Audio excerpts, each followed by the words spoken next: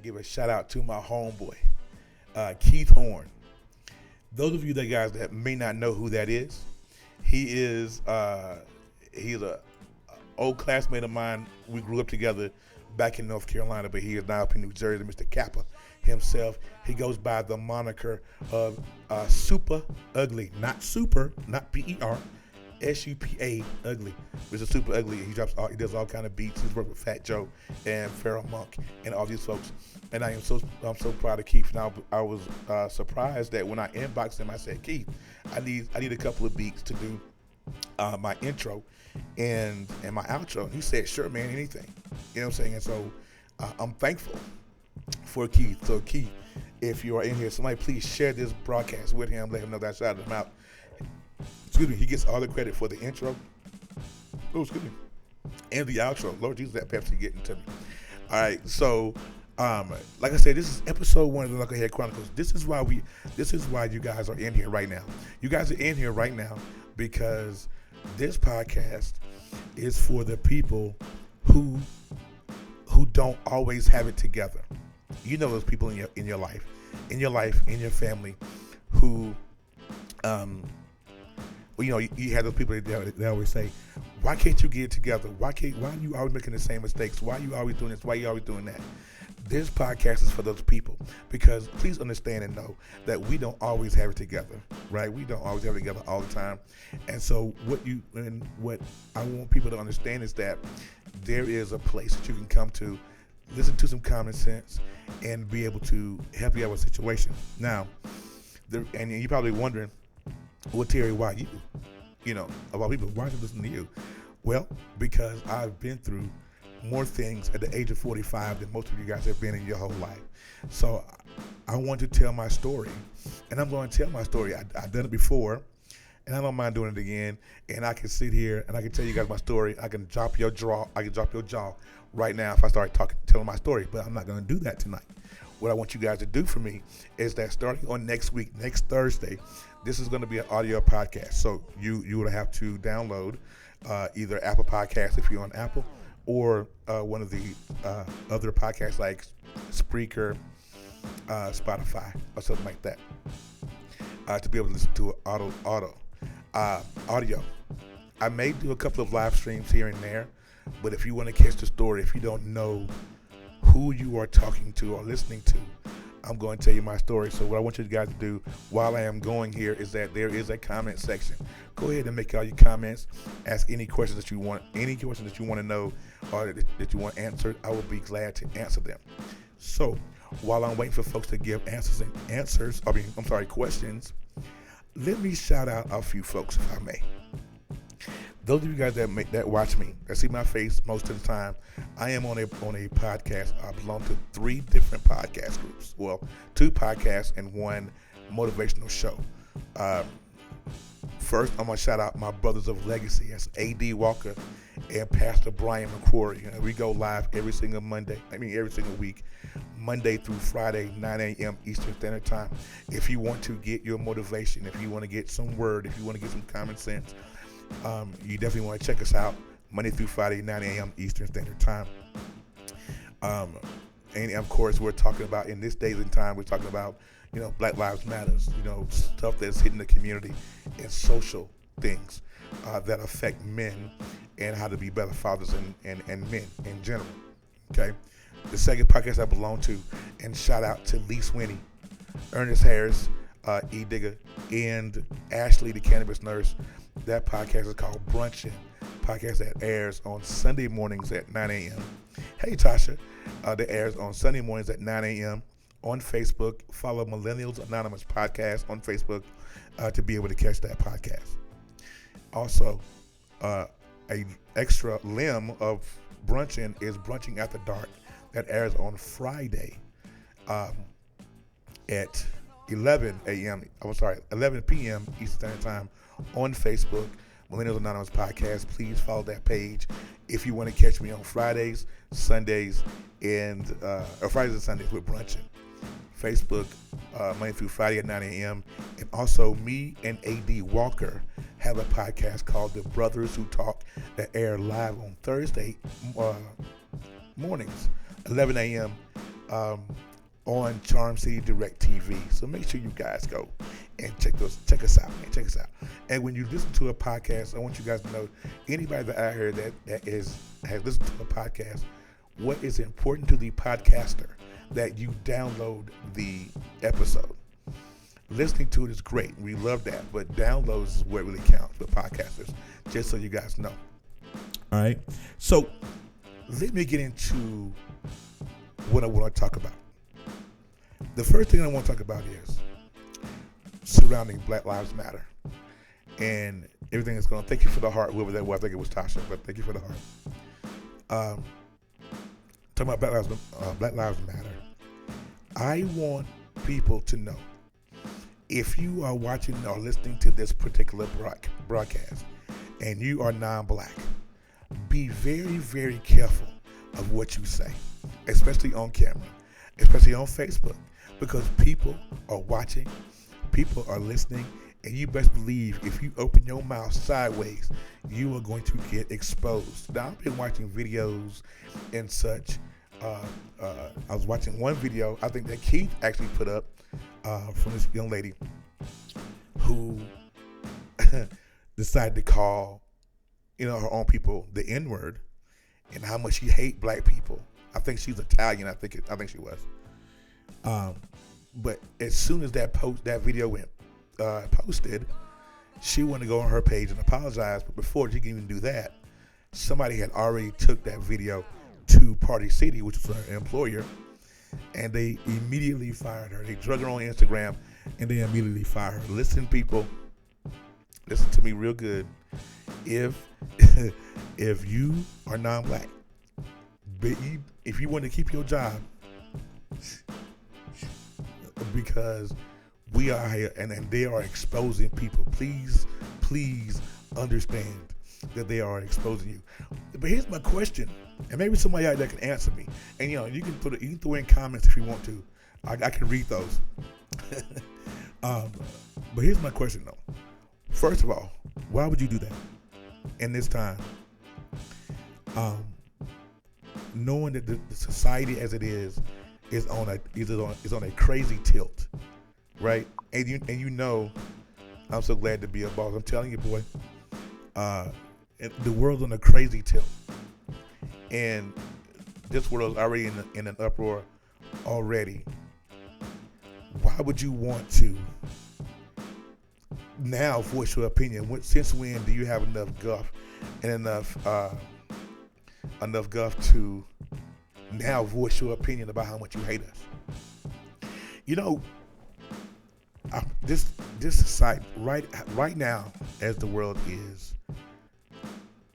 is very eye-opening to me, and I'll tell you the reason why. Because I have found that people that I thought were my friends, that I thought ran with me, who I thought was on my side, that were non-black, I'm finding out that not even close. And I just can't understand why people do that. Because why waste time? Why perpetrate a lie? You don't like me. You don't like my color. You don't like me. I don't understand it. Why would anybody waste that kind of time and do that? You got better things to do. You got bigger fish to fry.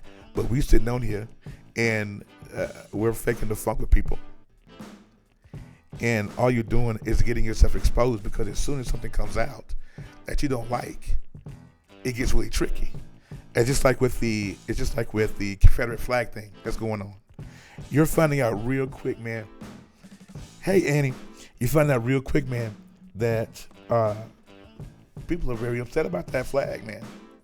And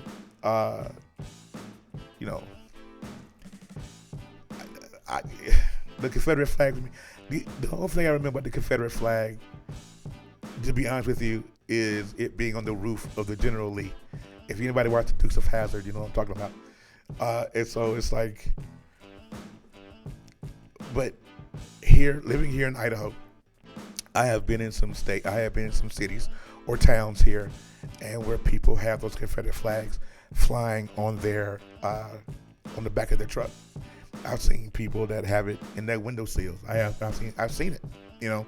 And as a black man here in Idaho, it's really like, okay, should I be upset about that? You know, I don't think I'm not upset about it, but I think I'm very mindful of it.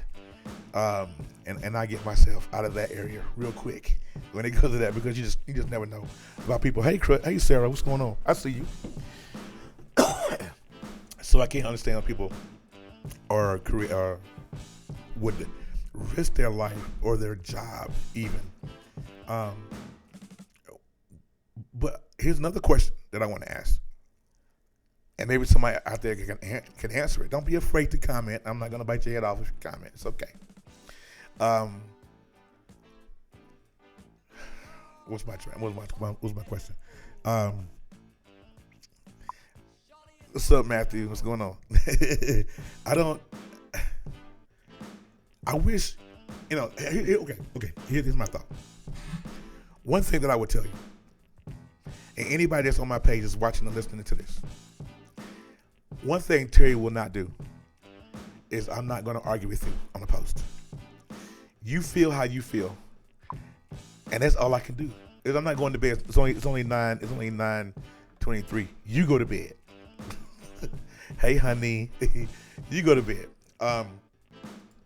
But I won't argue with you on the post. And I've had some folks that try to drag me in, a conversation or an argument on Facebook about, stuff that Candace Owens said, the Confederate flag thing, the people are still hollering black on black crime and all that. And let me be clear, when people use black on black crime, listen, y'all, ain't no black on black crime. It's just crime, y'all. Just so y'all know.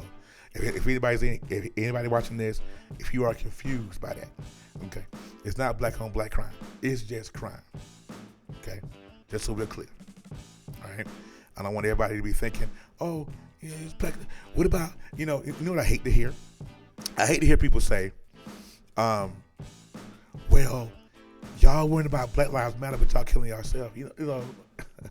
And here's my response to that. You're going to have idiots across the spectrum. You're going to have people that do crazy stuff across all the spectrums. You're going to have, but when it comes to this situation and how the country has gotten here, you think about all the oppression that we've had. We think about, and I had somebody tell me on a post today, well, Terry, slavery was years ago. Why aren't you guys over it? Let that sink in just for a second. Just for a second, let that sink. They said to me, Terry, slavery was years ago. Why are y'all still mad about that? Well, you know what I'm saying? Slavery was years ago, and it was supposedly abolished years ago, but we still have systemic racism in this country against black people, and you don't understand. You don't understand that the world is in this country is in a complete uproar because of what's going on. You don't understand that. So, if you don't understand that, guess what? There's nothing that I can say to you that's going to make sense. There's nothing that I can say to you that's going to make you have my train of thought. Nothing. Okay? So, what I won't do is waste time. But also, I'm not a keyboard thug. It's one thing I'm not. I will, because y'all know me. Anybody know me? No. I will pop up a Facebook Live in a minute and invite you in it. And so don't, let's be mindful, good people. Be mindful of your words. You can feel how you feel. Everybody has an opinion. My mama always told me when I was little, opinions like armpits and buttholes. Everybody's got them. You feel me? So, I'm not gonna do it.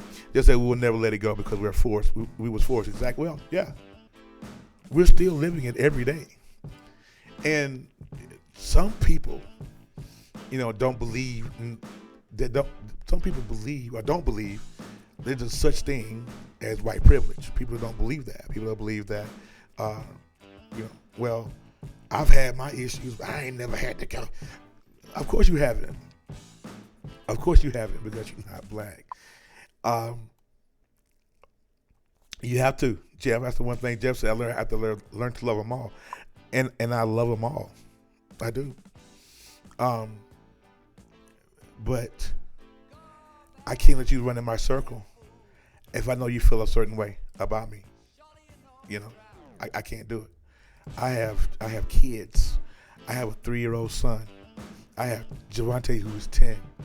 You know, I have Zariah who's 9. I mean, you know, my babies who are grown, Nika and Brianna, they're black, and I fear for them, every one of them, because there are people running in their circle that don't like them under the surface, and it's not fair. What's up, Matthew? What Matthew say? White people get white privilege confused with rich privilege. Exactly. Boom. Drop the mic. Let's go home. Because they feel like because they're not rich that the white privilege don't apply to them. Lies. It's lies. Not saying that white people don't get in trouble. Not saying that white people don't get arrested. Not saying that white people get cop trouble. But I mean, I can go through a whole laundry list of things, and give you particular instances. I'll give you one, which is the most famous one, and we're talking about Mr. Willful ignorance. I like that, Sarah. Exactly, willful ignorance. Let me put this up here. I'll give you a famous one. Does anybody remember Dylan Roof? If you remember who Dylan Roof is, go ahead and put a 1 in the comments. Let me see it. If you are familiar with who Dylan Roof is, he's still living, so I say is. Dylan Roof was a young man who decided one day to go inside of a black church down in Charleston, South Carolina, and shoot the place up. Killed 9 people. He killed 9 black people who were in the church praying. 9 people. And do you know what happened to Dylan Roof after he shot them 9 people? He was taken out of the church unharmed. Not only was he not harmed, he wasn't tased, anything. They handcuffed him. They took that young man to Burger King after. Now, you look at George Floyd, Ahmaud Arbery, Trayvon Martin. I mean, we can go on for days. Those young men are not here. This young man went to a church, shot up, I think 30 people, killed 9 of them. And he got to get a whopper before he went to jail. Let that sink in for just a second. And if you can't tell me that's not white privilege, I don't know what is. And Dylan, I'm sure he wasn't from the east side of the tracks. I'm sure he had a rough childhood too. But we don't know that because they're using mental health as the issue as to why he did it. Ain't no mental health in that, man. He shot them people up on purpose. He knew exactly what he was doing. He was very sane. But I want people to understand that the dynamic is totally different.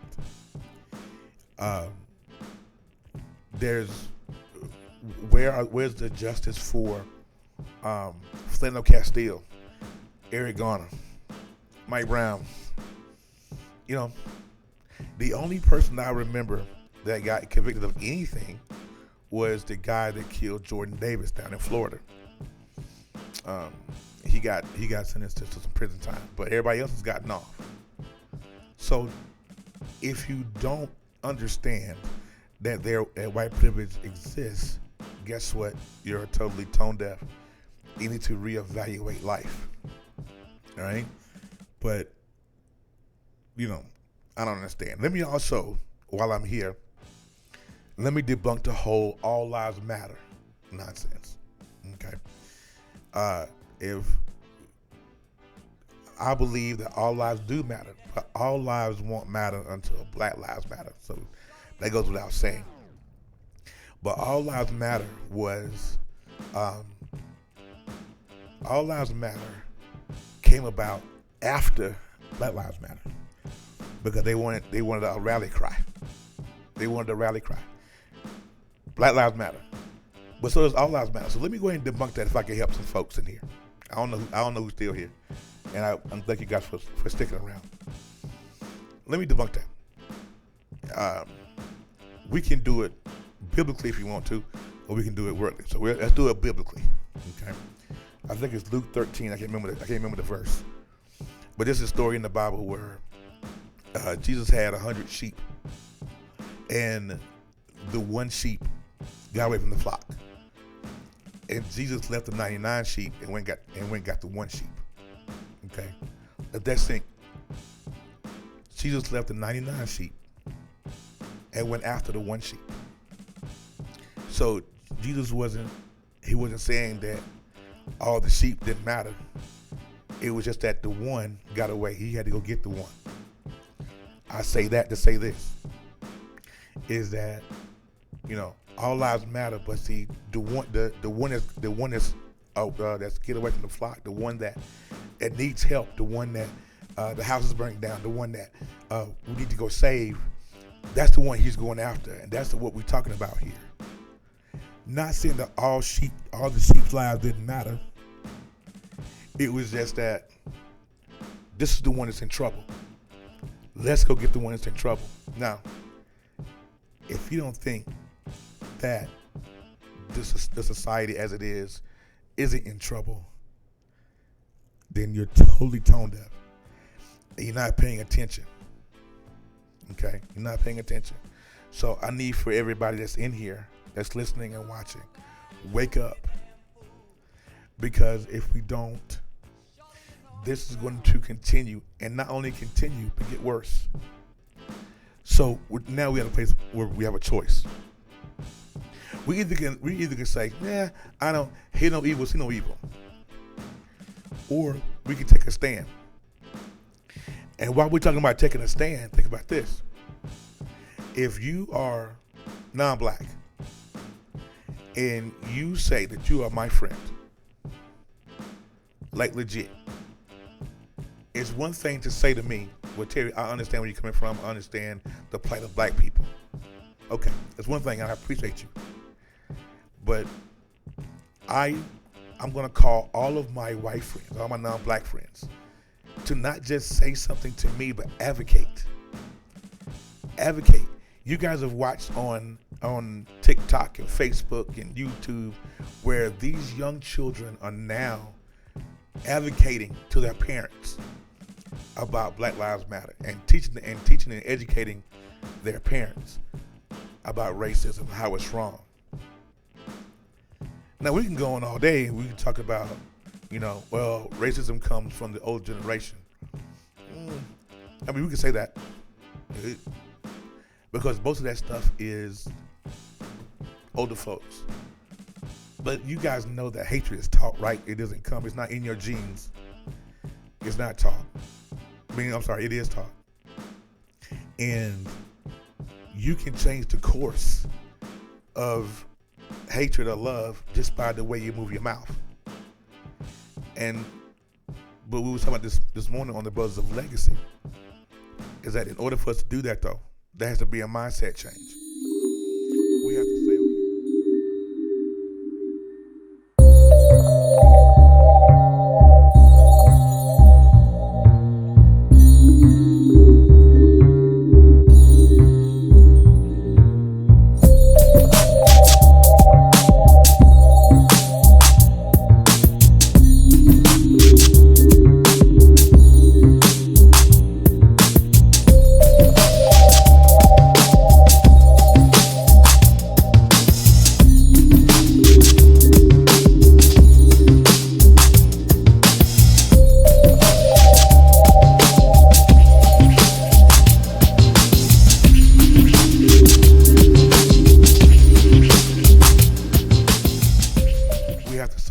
I'm not going to feel this way. I'm not going to, this is wrong. This has been wrong for years. You guys have seen, if anybody watched that video of George Floyd with a knee in the back of his neck for 8 minutes and 46 seconds and didn't feel a lick of disgust in your soul, check your pulse. So if you look at that video and you say, you know what, that's wrong, it's crazy. Why is this happening? Advocate. What Crystal say? It says, denying white privilege, I should use it not as a savior, but as an ally. Exactly. You know what I'm saying? Just like we were talking about, again, what's up, Kevin Peoples? I see you, boy. We have a voice, but our voice can only reach for so far. So if there are people, if there are non-black folk that's not going to advocate for us, they can get into places that we can't get into. That's where change starts. It starts from within us, and we got to say, okay, I'm going to use what I have, and I'm going to advocate. Let's change this world. We've gone through this over and over again, back and forth for years and years and years and years. And here it is, 2020, and we still here. 2020, and we are still here. Something has got to change. Somebody has to say or wake up and say, you know what, I'm so sick of this. Now, don't take what I'm saying as justification for what these folks are doing out here looting and all of that. No way. That's not looting. Is not saving. It's not setting any precedent. It's not setting any trends. It's not advancing any struggles. I get it. So if you're out there looting, I say this: if you are watching or listening, I'm always going to say that. If you're watching and listening to this, and if you're out there looting and rioting, but you ain't registered to vote, go home.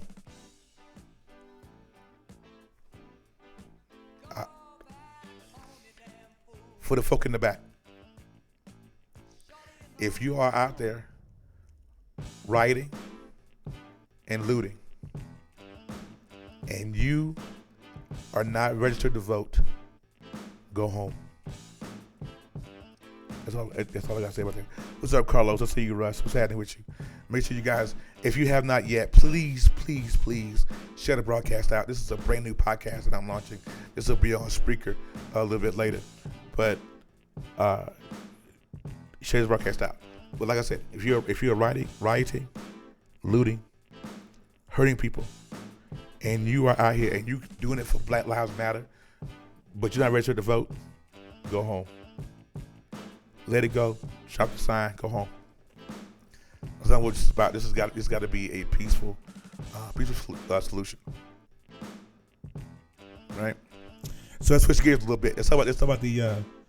I want to ask some questions real quick if I can.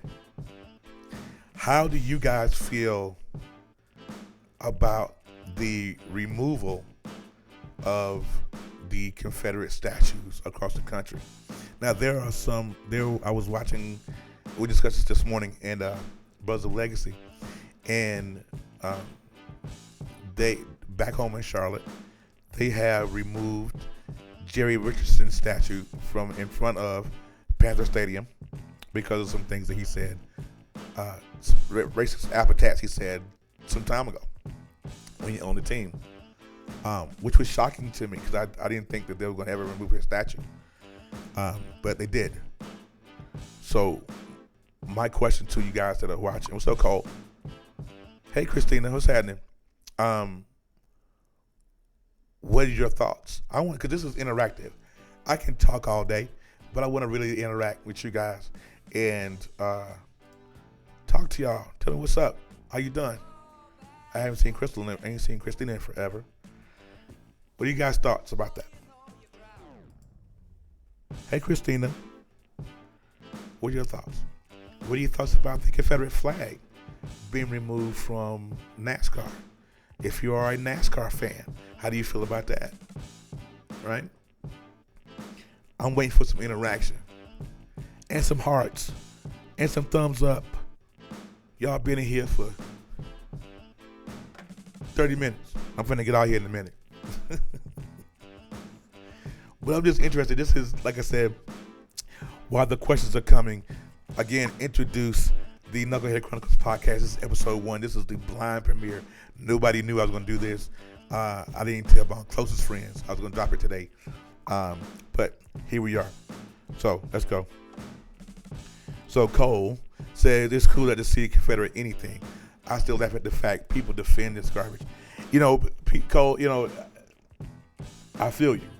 And I kind of chuckle, under my breath too. And the Confederates, of course, you guys know the Confederates lost the war, right? Y'all know that.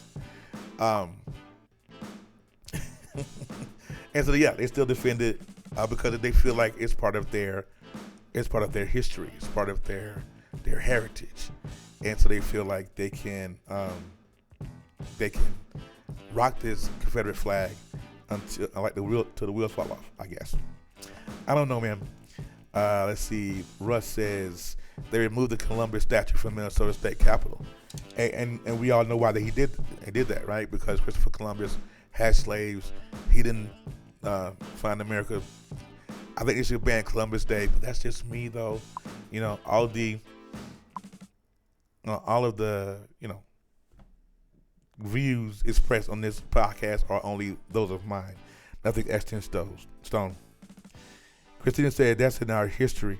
It should stay where it's at in life. There's good and bad. That's just how it is. No one's perfect by any means. Okay, and no one's perfect.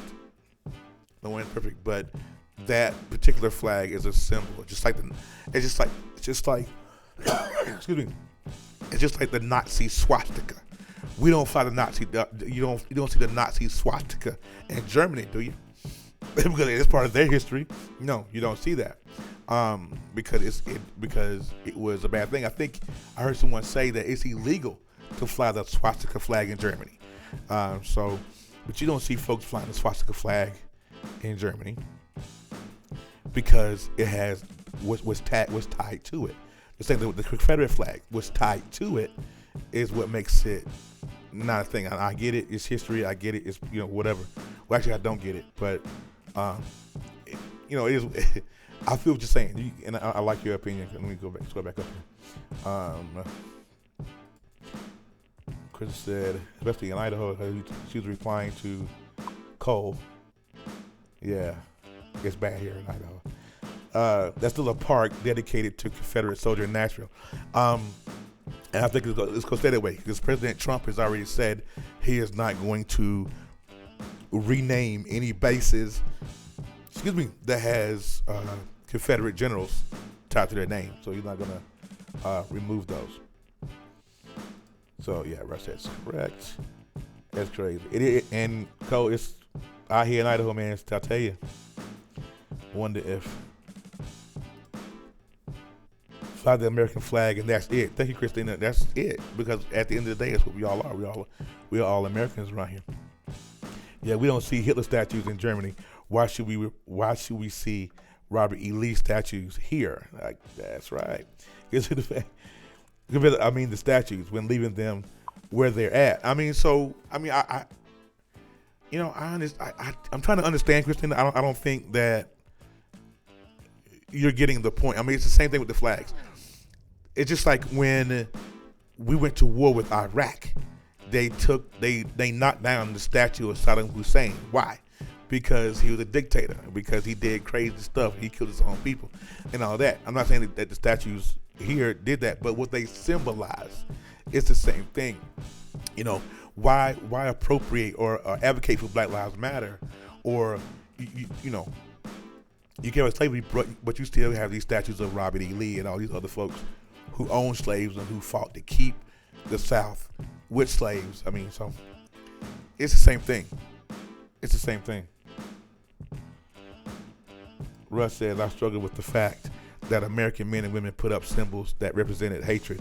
You shouldn't struggle with it. That's been since the beginning of time, or the beginning of history. They've always put up stuff that they believed. Well, people believe what they believe, Russ. And whether it went toward hatred or love or whatever, people believe what they believed, and they representing any symbol that they, flags, statues, what have you. Let's see, but yet it was something like it was something like a normal back several centuries to show these symbols, to show power. Here's the thing, and I'll give you hopefully I can help a little bit. The Confederate flag is tied to history, right? But people want to keep flying that flag, yeah. But if we start flying the white fist flag, the black power flag, it's a problem. It's gonna be a problem. I can promise you that. Go to TikTok. Everybody that has the white fist as their profile pic, they delete their videos, delete their content. I mean, so people can fly the Confederate flags, but they can't do, certain things. Yep. Let's see. Christina says, "I'm Portuguese, and I fly my flag in my house, but outside of America, that's where we are." That's it. First of all, Christina, I didn't know you was Portuguese. We work together. It's crazy. Learn something new every day. Learn something new every day. Cole says, "How do you feel about those who defend the right to fly the stars? How do you feel about those who defend the right to fly the stars and bars? As the NASCAR driver who is quitting after this year, I'll tell you, this guy is a nobody. First of all, there was a fake tweet. I'm sure it was fake because I know NASCAR wouldn't tweet this kind of thing. But they had posted his quote or his statement and said that he was going to quit after this year. I think that he was a part-time driver on the truck series and whatnot. And so the fake tweet said at NASCAR, "Yeah, well, we're so hurt to see you go. Your dozens of fans will sorely miss you," or whatever. It was a petty tweet, but of course it was fake. Had to be, because NASCAR wouldn't tweet anything like that. But how I feel about it personally is, there are some people that say that in his statement he has some valid points. I didn't see any of those valid points. The Confederate flag is a Confederate flag. It's tied to whatever, and that's just what that is. And I don't, a good riddance, I guess. I mean, he wasn't known. And speaking of NASCAR, shout out to Bubba Watson. Bubba Watson has said, "You know what?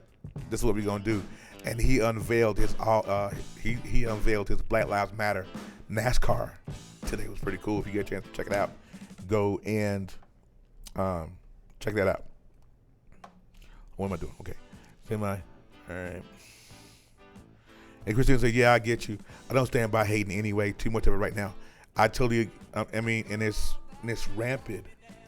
It's rampant. It's like, and people have no remorse, and people that hate for real, they now feel like they have a green light to expose that hate, or to, just like all the Karens in the world. And I hate to use that word because I heard Karen was deemed racist word or whatever, but it's like I watched this video, this one lady who was in a convenience store, and she got into an argument with the Latina lady, and the white lady told the cashier, don't serve her, and the Latina hauled off, and mollywopped her one good time across the face, and she left running. So people are very bold now, and they're starting to say certain things. And, I would tell anyone, though, don't let your president get your face slapped. You know what I'm saying? So be very careful. Like I said in the beginning of this broadcast, man, be very careful of what you say and what you do, because you don't know. Some people ain't strap tight. I'm just saying. All right? And Christina says, yes, I am too. I didn't know that. 100% Portuguese. I am from California, but Portuguese 100%. My parents are from the Açores Islands. Well, ain't that something? I did not know that. But at the end of the day, you guys, listen, I want you to practice a little bit more of self-control, okay? And this world, this society is in utter, I won't say ruin, but we in a bad way. And if we don't hurry up and make some mindset changes, it's going to continue to get worse. And personally, for me, as a black man out here in Idaho, or what some people would say Whiteaho, well, I don't say Whiteaho, I say Idaho. I had to be very careful with my P's and Q's. Everybody is watching, real quick, and before I get out of here, my time is almost up. I'll keep it at 45 minutes. Real quick, how many of you guys that have children that are watching, that have sons, that are 8, 9, 10, 11 years old in that area, or any age for that matter, that are non-black that are watching this. How many of y'all have had to have a conversation with your child about how to act around police? Don't worry, I'll wait. How many of y'all have had to have a conversation with your son and said, "Is that my boss?" No, it's not. My boss is not in here. Con Paulos is in the building. Hey, Con, how you doing, sir? But how many of you guys have had that discussion with your son and say, "This is how you react"? Hands on the dashboard. Always ask for permission. Yes, sir. No, sir. Don't do this. Don't do that. How many of y'all done that? Not many. Not many. Let me read Russell's comment and I'm gonna get out of here. If I don't say anything to my black brothers and sisters, I'm viewed as being passive. How should I approach my friends? I don't look at color or race. I see my friends as human beings. How can I talk to them about what's happening? What should I say or do? I'm struggling. Okay. Russ, let me help you with that. The best thing for you to do, sir, is to be upfront and let people know. Be honest with people. Don't be sneaky with it. Just say, "Hey, man, look, I don't want to offend nobody. I don't want to do any of this. But I want you to know that I care, that I am advocating for you, that what the struggle that you've gone through, I understand. I can't empathize with it, but I can sympathize. I didn't go through that, but I want to learn how. I want to learn how to help you get through it, or I want to understand better." So if you show people that you understand, or you're trying to get an understanding, because see, the thing with society and how society is now is that people are walking around here with no understanding. The Bible says that we perish for the lack of knowledge and understanding. We don't understand each other. That's why we can't have conversations. That's why it always goes left. Even when you are on a post on Facebook and you get into and because no one understands the other half, it's always a fight. You will hardly ever find a post on Facebook or anyone on social media where it's a political post and it starts out one way and ends up the same way. Never. Somebody in that post is gonna catch a feeling. They're gonna get upset. They're gonna get mad. It just doesn't happen like that. Let's see. Yeah. So you gotta tell folks that you want to learn. I don't understand what you've gone through. Help me understand. Russ, hope they help you out. Cole says, "I remember the conversation my father had with me about police etiquette, and I had to give all that talk to a couple of my younger cousins." So you gotta do that. We should have to.